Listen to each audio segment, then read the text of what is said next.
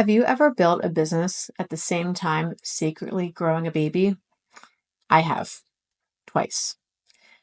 I started my business the same week I found out I was pregnant with my first kid. And holy crap, I have lots of opinions on motherhood, biology, and all the things when it comes to entrepreneurship. This is Unearth with Shelly Hughes podcast. I'm Shelly Hughes. And in this podcast, I really like to go into the good, the bad, and the ugly of entrepreneurship and business and marketing, all the things. We talk about the lessons learned, the celebrations, the wins, the losses, all about growing a really profitable, passionate brand. And today, I think I want to talk about something that I don't like to talk about a lot. And I think it all comes back to fear. I promised myself from past leadership experiences that I will never run my business off of fear, ego, and emotion. I have been part of many, many businesses that do that. But I think when we have fear, we have to call it that, right? And as an entrepreneur in really a very masculine field, I don't want to hide from using the word fear because I think everyone has it. And what I learned really early on in my career was a lot of times as women, we try to overcompensate because we're not men, right? We are not, we're trying to be something that we're not.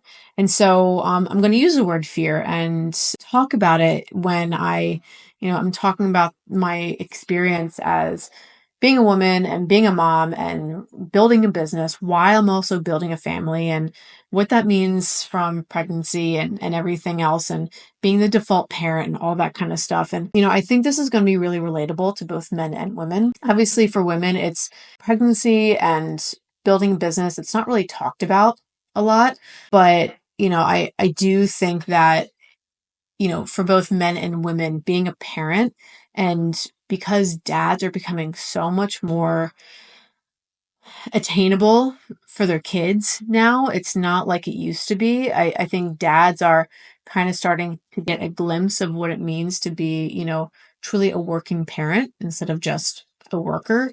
And I love that, right? I love that for our kids. But, today I want to kind of pull back the curtain of what it was like to launch a business while I was pregnant, navigating maternity leave as a solo founder, which was really unique and interesting. I really want to talk about letting go of guilt and stepping into strategy. Okay, like how can we think about this? And then building a team and systems with motherhood in mind. And this is a story about fear. It's a story about hustle. It's a story about strategy and a whole lot of growth, both professionally and personally. So I think it's kind of scary for me to put out an episode like this because I don't want people to think that I am less of a business person because I am the mother figure in my family. But at the same time, biology is very much a thing.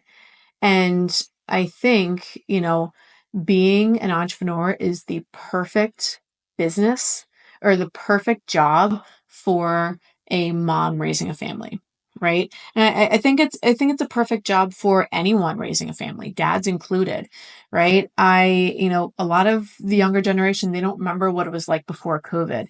You had to be, you had a 6-week maternity leave, and at the 6-week mark, you had to find someone, a daycare or a great aunt or a grandparent to watch your kids while you go to work from 9 a.m. to 5:30 p.m. You had 2 weeks of vacation. Most of that was taking time off when your kids got sick. And there was just a lot of guilt back then around taking time off of work, which I think today we just simply don't have. And, when I'm thinking about being a woman and being an entrepreneur, I think because biology works against us in today's industrial age, and especially in today's, digital age as well, biology truly does work against us. We don't have the 24-hour cycle like men have. We have a lot of strengths that men don't have, but in terms of hustle and growing businesses and being really, really focused on business and not having this voice in the back of your head, this guilt because you're missing out with time with your family. I just think this whole thing is really important to talk about because I think as women, we have to work so much harder to grow a business than men do because they are not the default parent. They're not the one putting their baby to bed every single night for the first year of their life, right? As they're nursing. So as women, we have to realize that yes, biology is a thing and it does hold us back from being, this amazing entrepreneur. So we actually have to work that much harder to keep up with men. And I'm not saying that in a weird way or a bad way. I'm just saying that like we can't ignore biology as women. For men, I think it's, when you're hiring a woman, you know they're probably going to be the default parent, but you also know that they have bomb ass time management skills, right? They can multitask if they really need to. They will stay up late because they know that they have a job to do and they still have goals and they want to be able to climb this corporate ladder just like everyone else. So they're going to be working a lot harder than anyone else in your office if you give them the flexibility to also be a mom. So let's talk about pregnancy and launching a business at the same time. I found out I was pregnant the same week I launched this business. Before this business launched, I was working at another company. And, from the beginning of me working at that company, I told the leader of the company, okay, what's my 5-year plan? My 5-year plan is to start a business. 4-year plan, start a business. 3-year plan, start a business. I was very, very open and transparent about that. But as it got to that 5-year mark and I was married and we bought a house and, we were talking about starting a family, truly, I don't know if I would have ever started this business if I got pregnant before I left the company. And it was COVID. It was, a few months into COVID. I think there was a lot of animosity between me and the leader of the company for different reasons. And, I honestly I wasn't being a very good employee because I was really disengaged, again, for many reasons that we don't have to go into today. And, I started an LLC because I, was taking some family photography on the side. So I need an LLC for tax purposes. And, that was kind of the excuse that, the company took to fire me. I was fired from a job that honestly I failed and failed me. The reason for the fire was because of non-competes that apparently were shoved in my face that I never actually signed.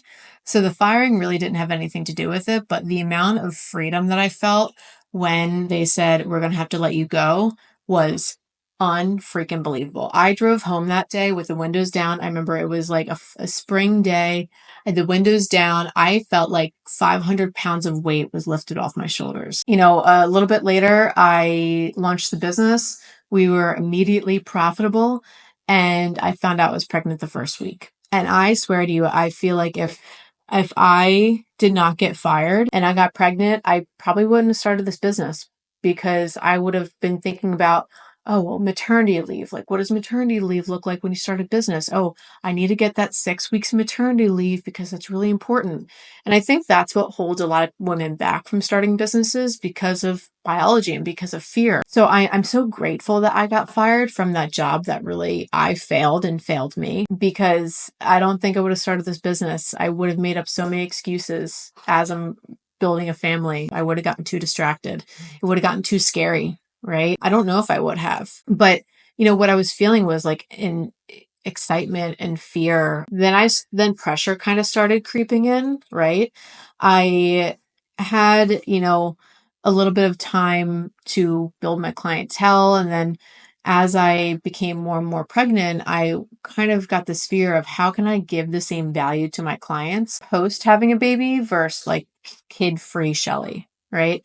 At the time, I was acting kind of like a fractional CMO. It was right after COVID. It was 2020 and or during COVID, I guess. And as people were doing that scary P word pivot their business models, they were also pivoting their marketing. They couldn't do a lot of the marketing that they were doing before. So I was coming into a lot of these businesses and supporting them. And okay, let's relook at our messaging. Really, what is our unique value proposition? Has it changed? Here's our marketing strategy. Here's our new marketing strategy with this new world. And it was all about me. I was a solopreneur. And so I was really afraid of, and I didn't know what it was going to look like of what life was going to look like after having a baby, and because of that, I didn't tell really anyone I was pregnant. It was Zoom culture back then. So everyone kind of saw from here up. And I was able to hide my pregnancy for a long, long, long, long time. I did open up to a few clients that I was pregnant and I was going to take a week off of maternity leave and I was going to be right back at it. And that is actually when I had to fire my first client. I had one client back then. She was a female entrepreneur. She had 5 kids of her own.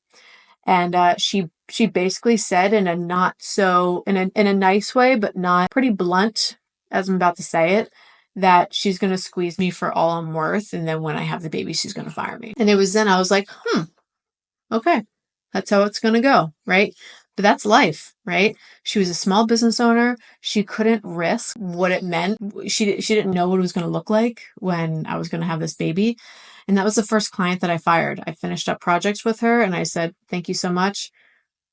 Here's another person that I would recommend you go to, but I don't think this is going to work out anymore between us. So she's like, oh, why not? And I kind of just left it at that. But for especially my male clients, I never told them I was pregnant. I took a 1 week maternity leave. When I got back from maternity leave, it was very much, I had this like essentially, TV tray in front of me with my laptop. I had the boppy around me. My baby was nursing and essentially the Zoom camera was from like high chest up, right? Kind of almost looking at the ceiling. And that's how I did my consultation calls for a long time.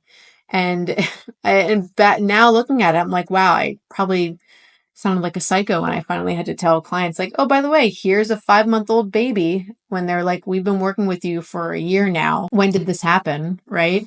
But I really think it came back to fear of what people are going to think about me and how they're going to think that I can really deliver differently pre having a baby and kidless Shelly versus after having a baby. So I took that 1 week off for Tucker, my first maternity leave. I really didn't try to stay available, although I look back at it's funny, I like look back at my pictures when Tucker was born and in the hospital, and it was such an amazing time and stuff. And then I saw a couple screenshots of like things I had to send clients. So in the hospital, I was working, which is so crazy, right? It's like, why did I do that? Did I need to?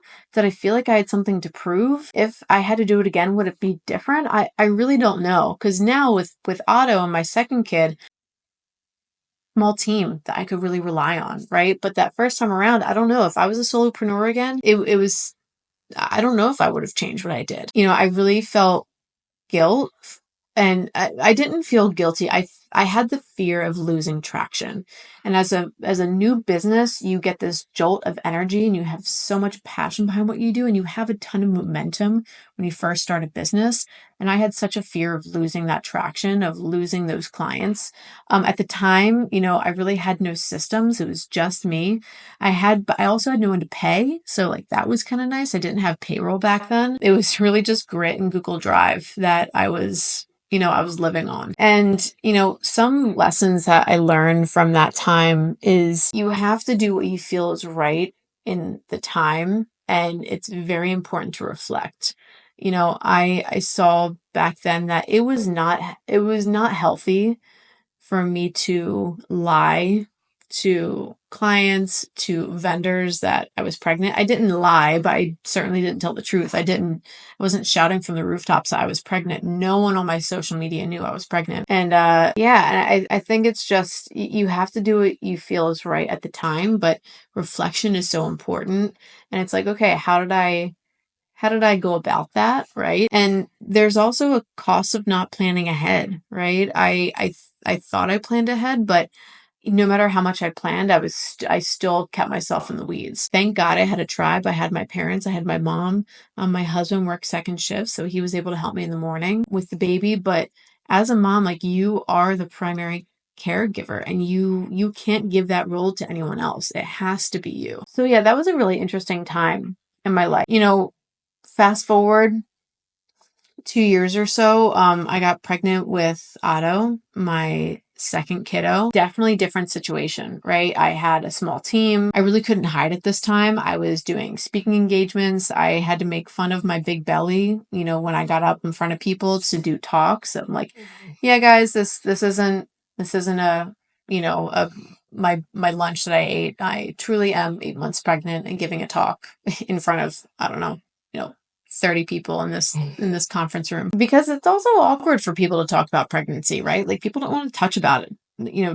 They don't want to think about it. They don't want to think about, okay, what is this woman about to have to go through, right? And for that maternity leave, I did take 3 weeks, and I really did take 3 whole weeks of maternity leave. I didn't get online. I didn't get on any meetings. I didn't do any client work.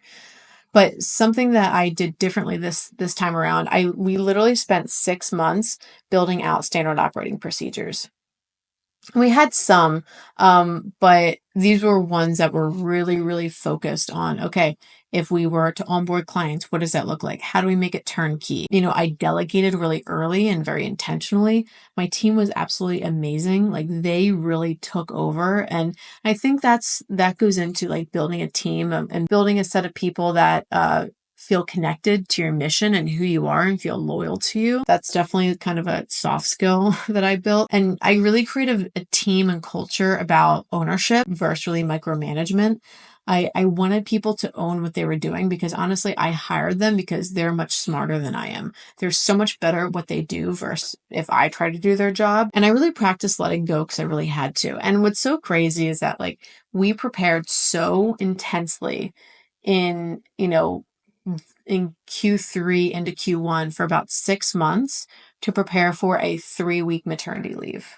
Like, to me, that's crazy, but it did help us really understand, okay, what are our SOPs? What do we have to fix? Where are there inefficiencies? And so my identity shifted during my second pregnancy and my second maternity leave, of really being the doer of things to being a leader of systems and being a leader of people. And so to this day, my team members are like, Shelly, you gotta back up. Like, you're up here. And I'm like, oh, I'll just do it. And they'll tell me, like, you're up here. We need you to stay up here. You can't come down here with us. We need you to stay up here. And I think that shows such commitment to my team. It shows that they really understand what my role is and where my strengths are. And they really try to keep me in line just as much as I'm trying to orchestrate the entire team. So, I think Brene Brown talks a lot about like shame and guilt, the difference between shame and guilt. Guilt is what we feel on the inside, and shame is kind of what other people have put on us. And I think I have redefined what balance looks like in my mind. And I've talked about this before, and it's this analogy of like glass balls, right? When you're juggling, you might have some glass balls that you're juggling as well as some rubber balls that you're juggling. And you really have to define what those glass balls are. And it goes back to, Jessie Sheridan, who is the founder of Habitual. She was just talking about this past week, and about people pleasing, right? And I'm not a people pleaser, is one of my great strengths. I'm not a people pleaser, but she was talking about kind of similar to this glass ball analogy of, when you make decisions about how you spend your time, you have to make them based on your values. So what do I value? I value my husband above all else, because if my husband and I don't have a good relationship, the kids aren't going to have a good relationship with either of us, right? So when it comes to family, we always say that Steve is my top priority and I'm his top priority, and our kids are our shared top priority. And you really have to just understand what those glass balls are versus what those rubber balls. If you drop a glass ball as you're juggling, it's going to shatter, right? And it's going to be really detrimental. But if you drop a rubber ball, and that's probably like my social life, right? It's probably, my health was always a glass ball. But other things, like the cleanliness of my house, was certainly a rubber ball for a few months. And it's just understanding what is probably going to bounce back when it needs to, when you're juggling all these things. But one thing that Jessie said was, you really have to understand what your values are. So if your values are, because when you're acting outside of your values, that's where, and Brene Brown says this too, that's where kind of shame comes in, and you feel weird and you feel icky. So I had to say no to a lot of things that I knew would be good for me or good for the family or good for the business, just because it really was outside of my values. So that was something that was really unique. Another thing that I learned was biology is just so real. I want to talk about biology. I want to talk about how it's really freaking hard to be a woman and be a business owner, to be a mom and be a business owner, right? The industrial age is built for men, which I think is fine, but we have to figure out, okay, how can we keep up with all this, right? For example, 75 hard. I've heard about doing 75 hard for your business. 75 hard was built for men, right?